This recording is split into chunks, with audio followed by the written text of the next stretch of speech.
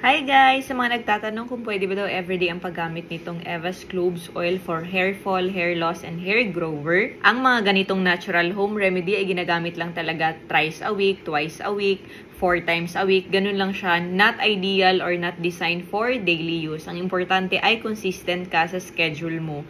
Kasi it works as parang fertilizer or supplement sa ating mga roots, sa ating hair follicles, and sa ating scalp. So, hindi po siya gawa for daily na use kagaya ng iba na nilalagay, ine-spray, tapos, ayun, wini-wear siya whole day, whole night, ganyan. So, ito siya ay yung mga mga typical na pag-a-apply ng oil sa ulo, kagaya ng mga castor oil, ganyan, para ma-support and maging healthy yung ating scalp, hair follicles, and roots. And sa mga nagtatanong kung normal lang ba daw na kapag nag-a-apply ay may mga sumasabay na hair, yes, normal lang po guys. Kasi po oil-based po tayo. Kahit anong oil naman ang ilalagay natin sa ating scalp, sa ating hair, kapag weak siya, kahit castor oil, coconut oil, natural lang na may mga sumasabay during application. Ang importante ay ibabad natin siya sa scalp ng 1 hour para maka-absorb po.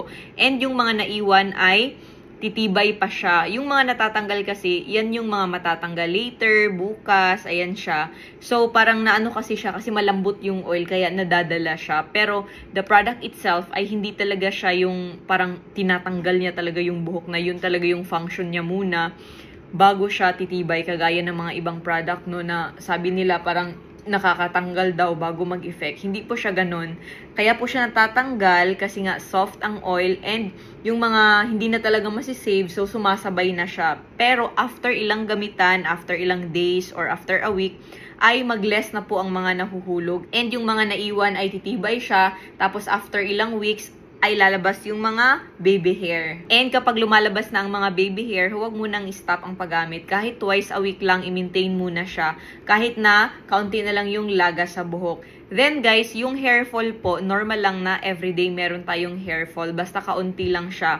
Kasi hindi po nazi-zero ang hair fall ha. Kasi yung iba, ma'am, may nilalagas pa rin ma'am. Tapos tinatanong ko kung iilan, ano daw, mga 5 daw, 8, ganyan kapag naligo. Normal po yan siya. Hindi po yan nazi-zero kasi may replacement talaga ang buhok everyday. Ang hindi normal, kapag always may nahuhulog na marami, tapos wala kang growth na nakikita. Kaya nagninipis ang mga buhok. So, may lifespan po ang ating mga hair strands, guys. Dapat talaga siyang may replacement. May mga tumutubo and may mga natatanggal. Basta hindi lang super dami yung mga natatanggal compare sa mga tumutubo. Tapos, ang normal number of strands naman na nahuhulog everyday sa mga nagtatanong, hindi siya pareho-pareho kasi nakadepende siya sa volume ng hair natin. May mga tao na sobrang kapal talaga ang buhok nila kasi yun din yung sa genes nila. So, marami-rami din yan ang mga nahuhulog. Basta hindi lang yun yung unusual yun na hair fall. Malalaman naman natin kapag normal or hindi sa atin, di ba? Kagaya ko, ganito lang yung full volume ng aking hair, guys. Wala akong major problem. So, kaunti lang yung mga nahuhulog dapat everyday kasi hindi naman talaga super kapal yung aking hair. Ang importante, wala na akong puknat, walang panot, wala siyang mga grabe na hair fall. So, huwag ma-worry kapag may nahuhulog or may mga sumasabay during application. May nag-chat kanina sa akin, sabi niya hindi na niya daw ipatuloy kasi nga may mga natatanggal kapag nag-apply siya. So, normal po yan siya. Ang importante, ibabad talaga. Kasi galing din ako dyan and yung mga nakapag-try na, tapos na okay na yung hair nila, huwag lang matakot kasi kapag hindi ka mag-apply, walang mangyayari. Sold out na pala tayo guys, pero mag-restock ako next week, mga 7 to 8 days from now.